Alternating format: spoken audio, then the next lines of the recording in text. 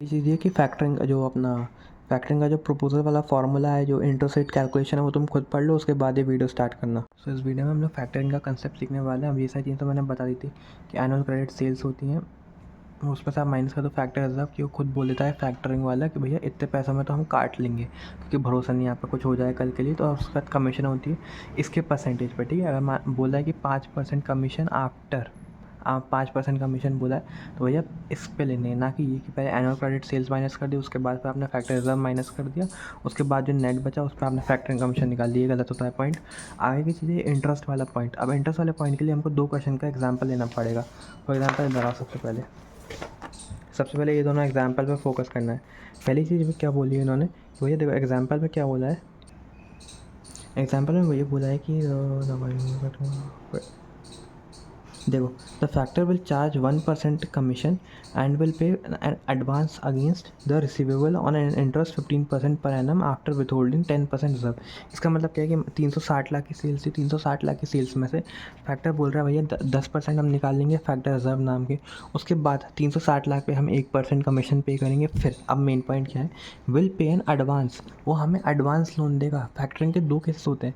एक केस ये होता है कि मान लो पहला हमारा था average collection period 30 days, 30 days को छोड़ो भैया, आप छोड़ो 30 डेज़, आप तो भैया हमसे पैसे ले लो, अभी के अभी ले लो पैसे। और एक केस क्या होता है, 90 दिन बाद आपको मिलेगा पैसा, average collection period for 90 days and the factor has agreed to pay amount due after 60 days. यानी आज जो पैसा आप बेचोगे वो आपको 90 दिन बाद मिल रहा था। फैक्टर ये बोल रहा है आज आप सामान बेचो और 60 दिन बाद आपको पैसा मिल जाएगा। अब इन दोनों केस में डिफरेंस क्या है, इन दोनों केस में डिफरेंस क्या है, क्योंकि इसने बोल दिया कि विल पे इन एडवांस। अगर ये पैसा दे रहा है हमको, लोन के तौर पे पैसा दे रहा है, तो इसका मतलब क्या है। अब इसका सॉल्यूशन देखो, सॉल्यूशन से पता चलेंगे। देखो सॉल्यूशन इसका ये है कि जब हम इसका पैसा निकालेंगे, ठीक है, तो हम लोग इसमें से अपना ये 320 लाख का बना था वो सब छोड़ दो, 320 लाख का average collection period upon 360 into 15/100 ये हम लोग करेंगे, फॉर्मूला लगाएंगे, और ये हमारा आ जाएगा इंटरेस्ट, कि इतना इंटरेस्ट वो चार्ज करेगा हमसे, ठीक है। पर अगर वहीं हम लोग बात करें, क्योंकि उसने ये नहीं कहा था कि यार हम आपको एडवांस देने वाले हैं, इसका मतलब क्या है कि वो हमको जो 90 दिन वाला पैसा है वो हमको 60 दिन में देगा। अब 90 दिन में पहले हम लोग कुछ ना कुछ कॉस्ट लगा देते हैं, मतलब क्या एफएम में तो रहता ही है ना कॉस्ट, कि हमने कुछ एवरेज इन्वेस्टमेंट इन डेटर्स, यानी हम लोग डेटर्स में कुछ पैसा लगा रहे हैं, वो 90 दिनों के लिए ब्लॉक हो गया। अब केस क्या हो रहा है कि अब हम जो पैसा लगा रहे हैं वो सिर्फ 60 दिनों के लिए ब्लॉक हो रहा है, क्योंकि 60वें दिन तो वो फैक्टर हमको पैसा देने वाला है। तो हम लोग क्या बोलेंगे, इसमें हमारी सेविंग हुई है। सेविंग कैसे हुई है कि हमारा जो 30 दिन का पैसा था, 30 डेज़ का जो पैसा था वो बच गया है, तो मतलब क्या है उसमें हम क्या लगाएंगे, अपॉर्चुनिटी कॉस्ट का कंसेप्ट। जहाँ पे पैसा बचता है वहाँ अपॉर्चुनिटी कॉस्ट आ ही जाती है। तो 120 लाख का 80%।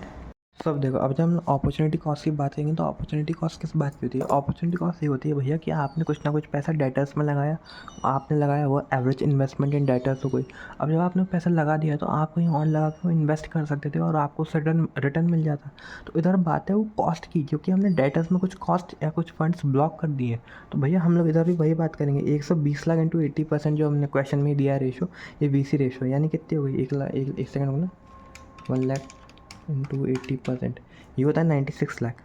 96 लाख का फंड आपने डेटर्स में लगा दिया, और वो आपको पहले 90 दिन में दे रहे थे, अब आपको 60 दिन में दे रहे हैं, यानी 30 दिन की सेविंग हो गई। उसको मल्टीप्लाई कर दो कि 15%, यानी ये आपकी कौन सी हो गई यार, अपॉर्चुनिटी कॉस्ट की रेट हो गई।